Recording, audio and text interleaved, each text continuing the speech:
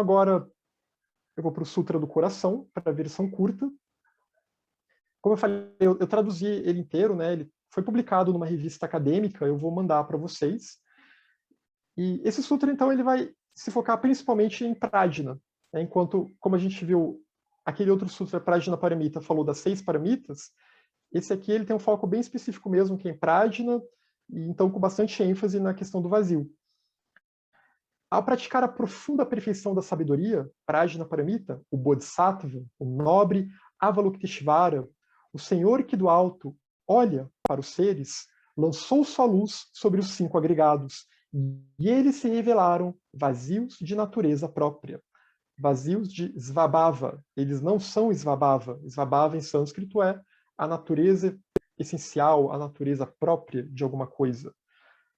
E no mundo fenomênico, nada de fato tem Svabhava, nada surge a partir de si próprio. Então aqui ele mostra Avalokiteshvara, que Avalokiteshvara é aquele, o nome é Avalokiteshvara, e Avalokiteshvara então é aquele que olha para os outros seres, é aquele que lança o seu olhar para o mundo. Então, olhando do alto para os seres, ele lançou a sua luz.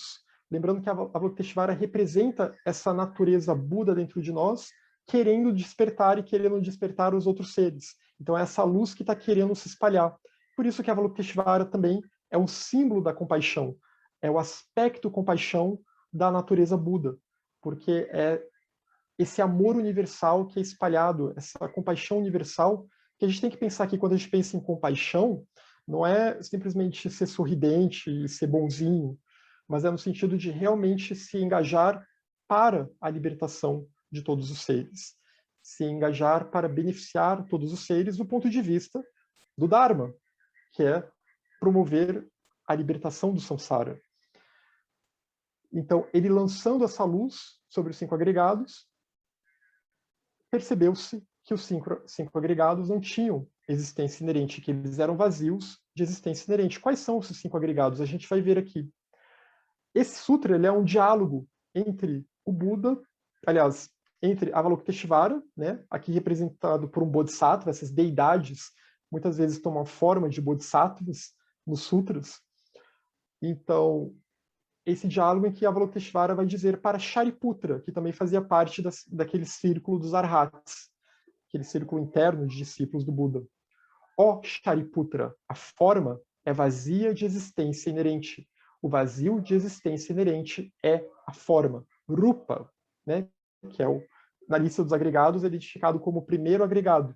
Então, a forma que não é só essa forma mais concreta do corpo, das coisas que a gente pode tocar, mas as formas visíveis também, formas mentais que a gente vê, tudo isso é chamado de forma. Qualquer coisa que a gente pode delimitar e ver que tem algum tipo de diferenciação, tudo isso é forma.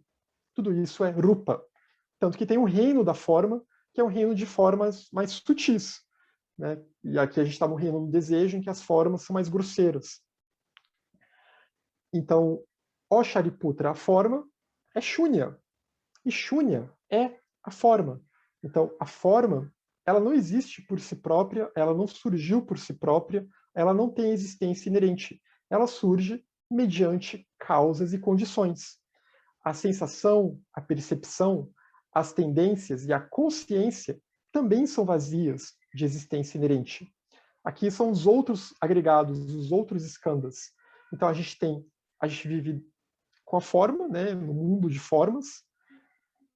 No mundo do desejo, nós temos os nossos órgãos dos sentidos, as chamadas 6 consciências, que são os 5 sentidos mais o pensamento, atuando junto ao mecanismo da consciência dual, sujeito-objeto. Então, quando a gente entra em contato com algo, a gente tem uma sensação.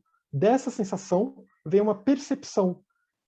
Da percepção, nós geramos tendências formadoras, os samskaras, que vai ser a nossa relação com as coisas do mundo, com os outros seres, com os fenômenos.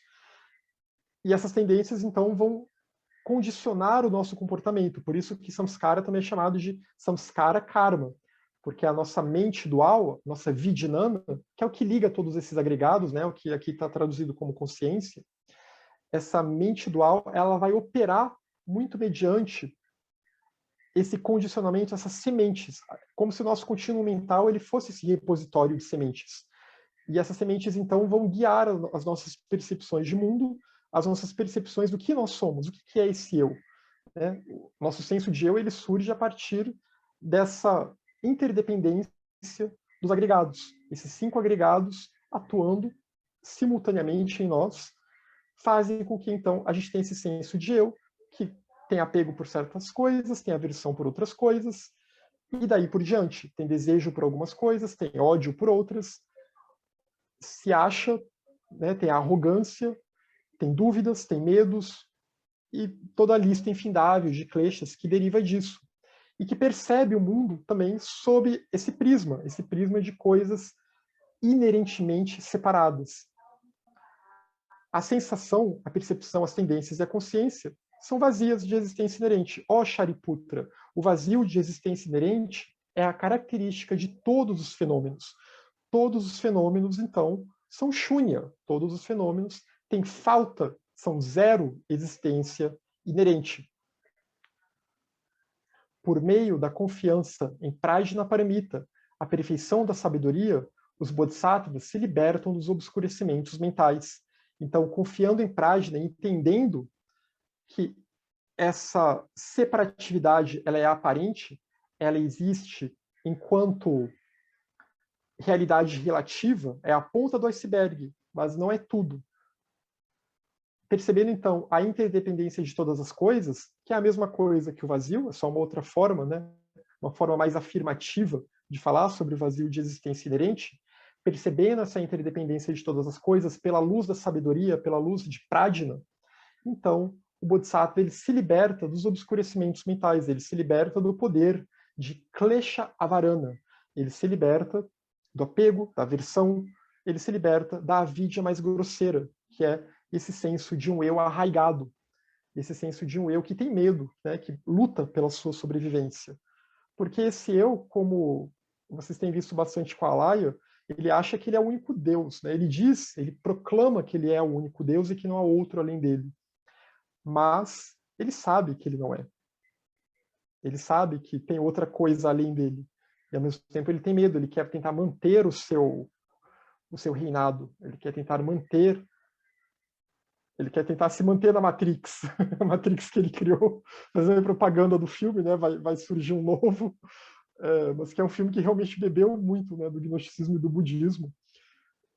Mas enfim, então uma vez que a gente percebe isso, com a luz da sabedoria, com a luz de Sofia, a gente percebe que há algo além dessa nossa perspectiva que é ditada por um eu separado.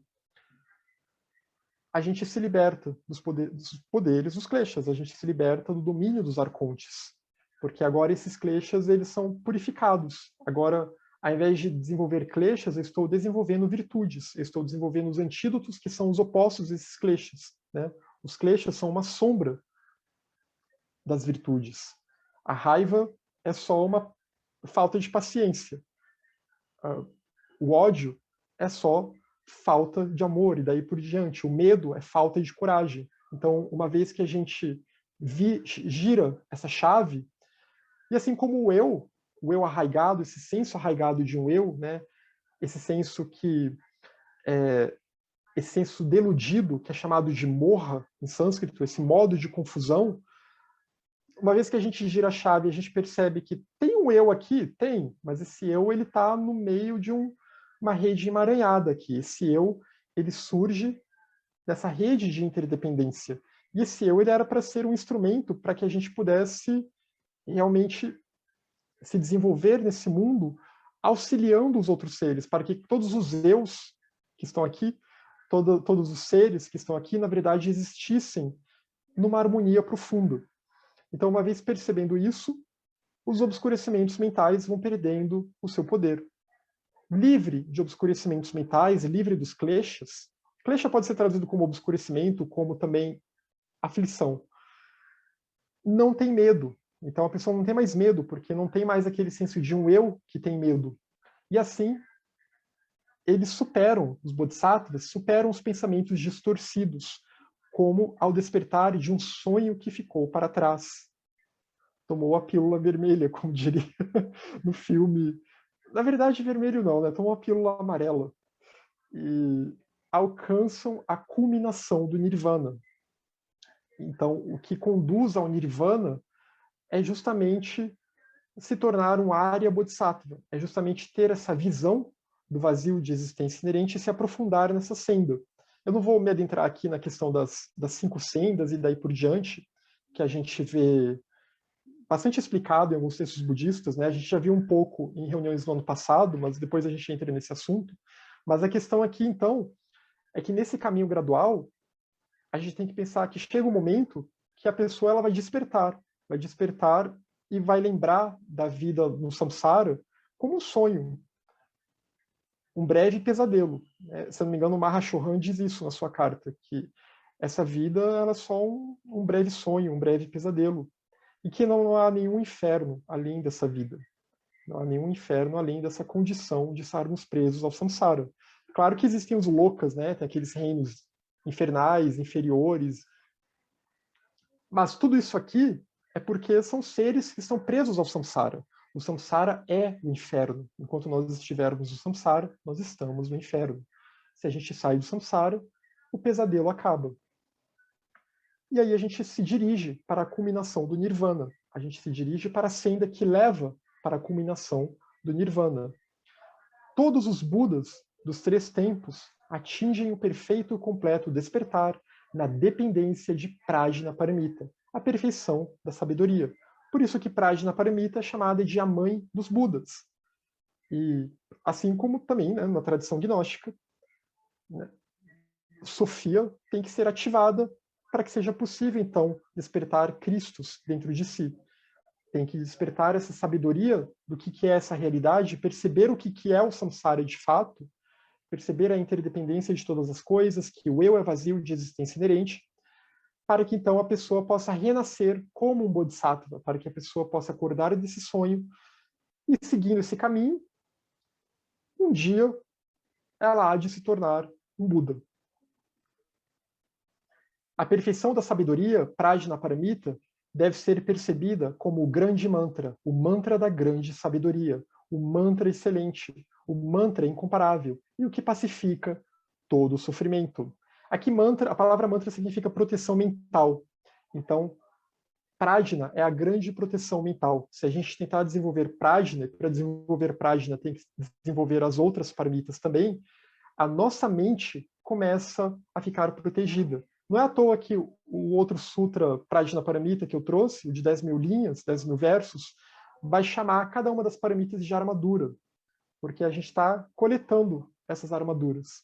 E uma vez, então, que a nossa armadura está completa, nós agora estamos completamente protegidos. Como diria Mani, vestimos a armadura do Paráclito. E a partir de então, o sofrimento ele é pacificado, porque nós estamos imbuídos dessa virtude. Nós estamos com a nobre veste. E aí tem esse mantra no final, Gate Gate Paragate Parasamgate Bodhi Swaha. Esse mantra ele é bem conhecido, que ele está no final do Sutra do Coração. Né? Ele é um mantra que ele pode ser entoado, inclusive. É complicado traduzir mantra, né? Porque o que importa no mantra é muito mais o som, a vibração e a ideia geral que ele representa. Então, traduzindo palavra por palavra, parece até uma coisinha nada demais. Mas é pensar aqui nessa ideia geral. Adiante e além. Gate, gate, adiante e além. Para gate. Para samgate. Todos adiante e além. Rumo à outra margem, ao despertar. Rumo a Bodhi, rumo à iluminação. Que assim seja. Swaha. Então, é basicamente um mantra que tenta nos exortar a buscar a outra margem, realmente entrar no barco que conduz para a outra margem, a seguir adiante na senda do Dharma. É um mantra que está ligado à coragem também, né? Está ligado, a gente pode fazer uma relação com o Virya aqui. Se a gente quer ter prajna, como eu falei, tem que desenvolver as outras paramitas e tem que ter bastante energia, tem que ter muita reta energia para seguir em frente, adiante e além.